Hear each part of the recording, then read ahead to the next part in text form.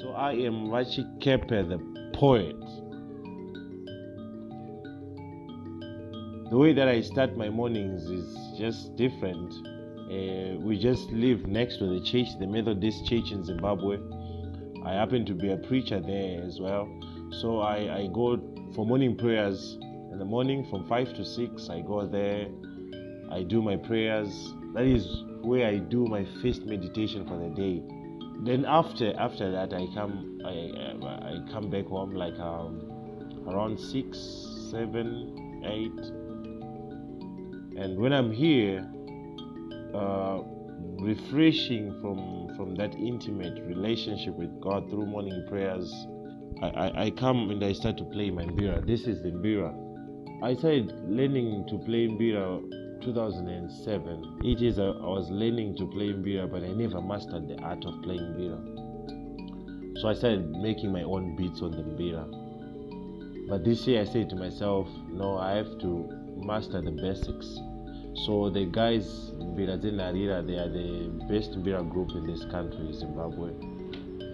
They are the ones who taught me, and they are the ones who are teaching me as well.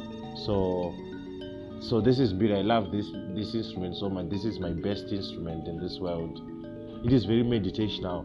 When I play mbira, I connect to different universes. I connect to all sorts of different things.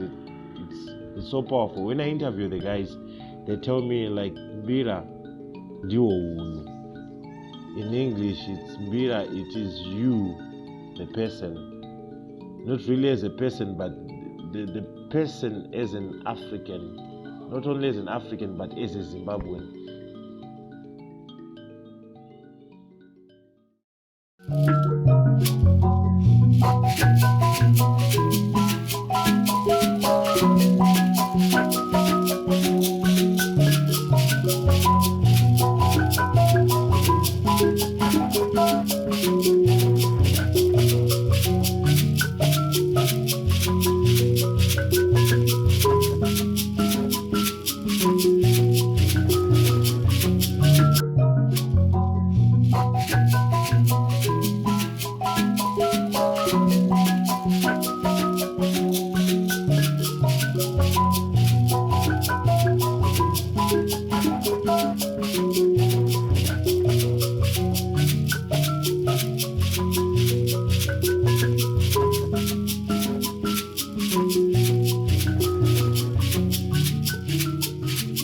Sometimes as a poet you'll be having expectations, but your expectations, they don't tally with reality. For example, like today, we were supposed to gather as poets and some of poetry loving people. Usually we get together about 10 people, 20 people. Surprisingly, again, I would say no one showed up today. So this is a life of a poet in Africa, or I'd say in Zimbabwe. The question that remains is, what are you supposed to do? What are your reactions as a poet? How do you handle the situation? So instead of thinking about that, like, oh, okay, I started to think like, this is PAKARE, this is the home of the legendary Oliver Mtukudzi. This is one of his stage that he used to use on his special occasions. And ever since he passed on, there's no one who has used this stage. And I'm here, sitting by myself. I started to think like, I think it's nice to embrace the energy, to embrace the love, to embrace these blessings. In splits of seconds, I started to write down a poem. I wrote my latest poem. That is one of my best poems this year, 2019, which is called Africa is the Richest Country. So I typed it yesterday. I was writing this poem 1 a.m. yesterday, and I finished writing this poem around 3 a.m. So I was typing it on my phone, and I realized in the midst of this energy, I can write it down. So let me write down. So that's what I'm doing, and that's how we live as poets. In every situation, it gives you art. everything. And surprisingly, those situations that we don't like, they are the situations that are very rich in terms of the art that we produce when we are in such situations. Poetry in Zimbabwe is very beautiful. It's very unique. I've seen it when I was out of the country in Spain, Seychelles, and the US. A lot of people there, they are poets.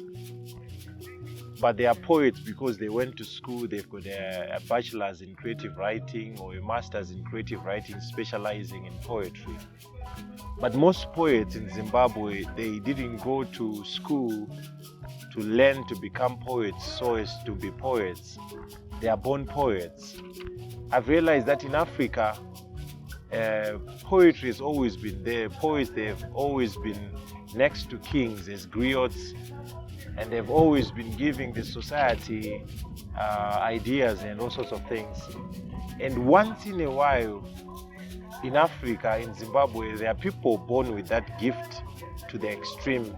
We have got the likes of Takudzwa Chikepe, who is known in the UK as an amazing poet from Zimbabwe. We've got an example of Albert Nyati, who is an amazing performer that was born in Matebeleland.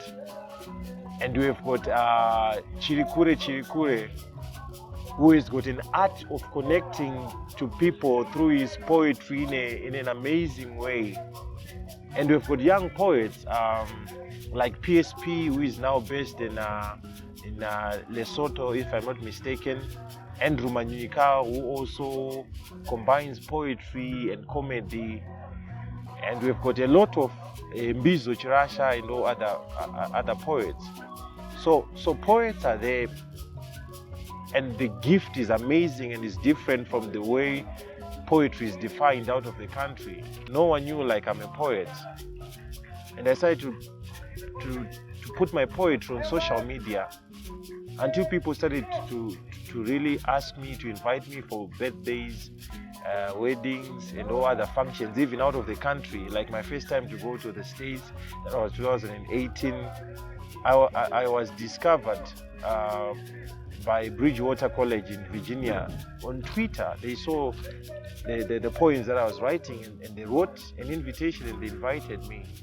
So it means if someone miles away across the Atlantic Ocean can identify this gift, it's a gift that we have amongst us. So it means it can also, and it will be appreciated locally.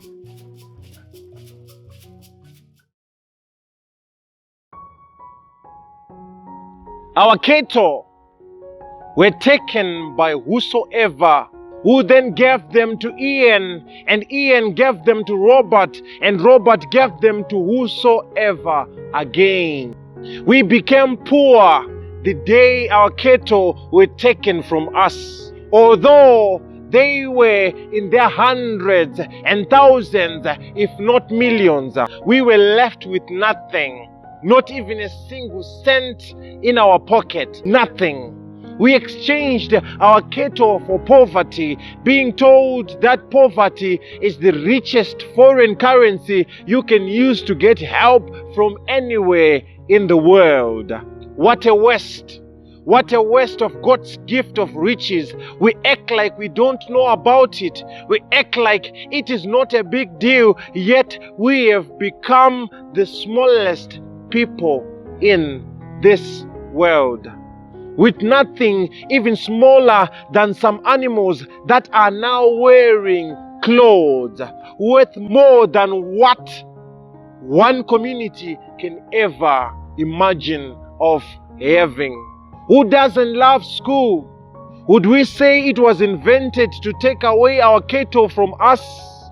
Us investing in poverty for the whole community in favor of an individual who is now a learned but is failing to get a job, and his harebrains were not book cooked enough to create employment, and now she has become a liability to the society, taking all of its remaining and busy introducing insanity, confusion and hopelessness. Stupid watchdogs.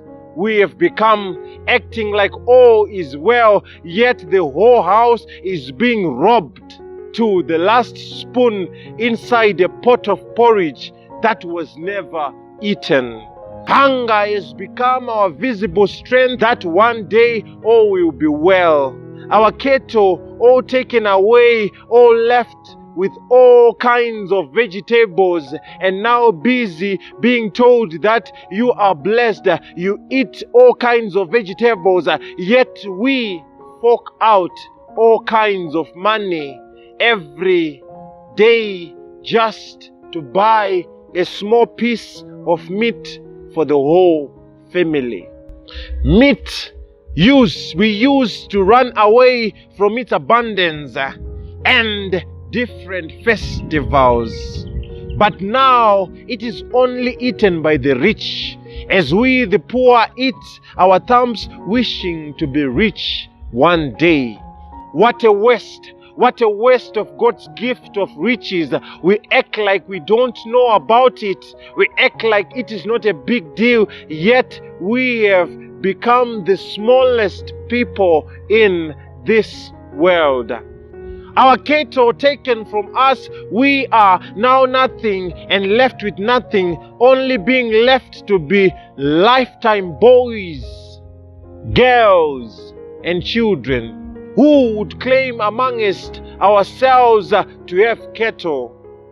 Marriage now reduced to paper agreements than cattle blood. No wonder why it is now on short-term basis. Different strange marriages going on now. Who are we to blame now? Our wealth all monetized now. Will Africa ever be rich again like in the times of our cattle? I doubt about that. A system was then created to suck out all that Africa have, and poor we are becoming. Which is the richest country in Africa? Is this country really rich? Are you sure? Without our cattle, I guess we will remain poor, acting like we busy exporting our cattle, dead and alive, as our cattle become hidden from the public like some diamond in a mine. Yes, land we have taken back, but our cattle we did not take back. Yes, power we have taken back, but our money we did not take back. Thank you. Achagara Nakayaka naka Nakayaka naka Nakayaka naka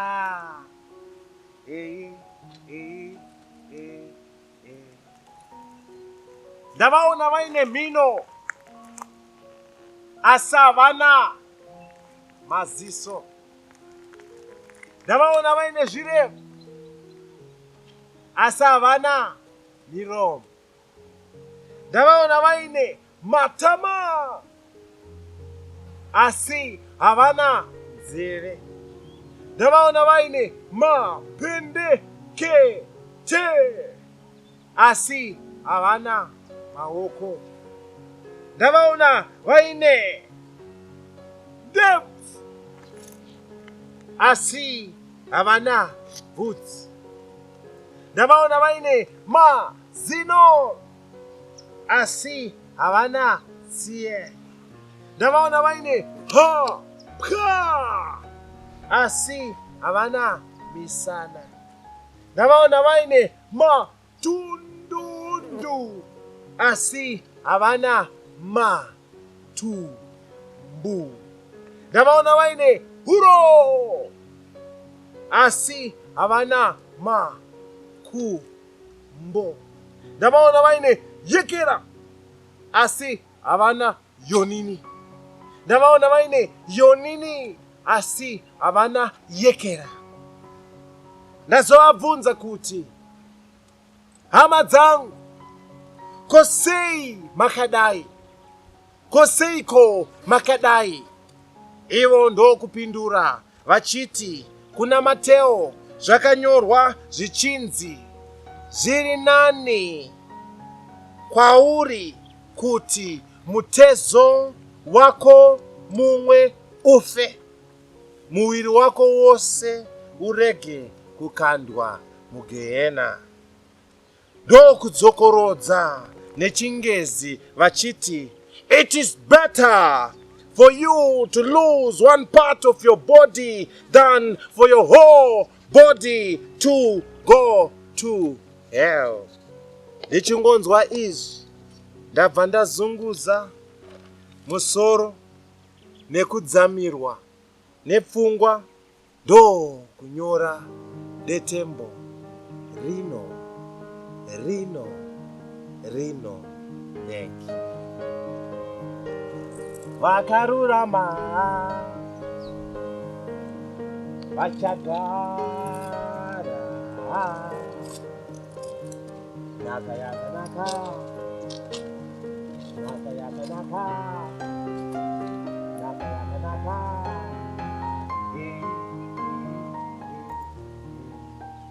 Vakarurama vachagara